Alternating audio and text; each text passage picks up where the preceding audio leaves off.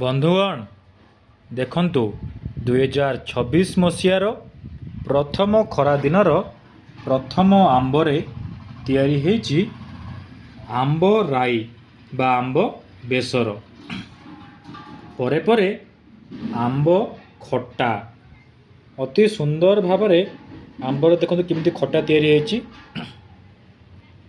ଆମ୍ବ ରାଇ ବା ଆମ୍ବ ବେସର ପରେ ପରେ ଆମ୍ବରେ ତିଆରି ଚଟଣି ଏବଂ ଆମ୍ବ ଲୁଣ ମରିଚ ଗୁଣ୍ଡ ହାଲକା ଚାଟ୍ ମସଲା ଓ ଖରା ଦିନଟି ଜମିଯିବ।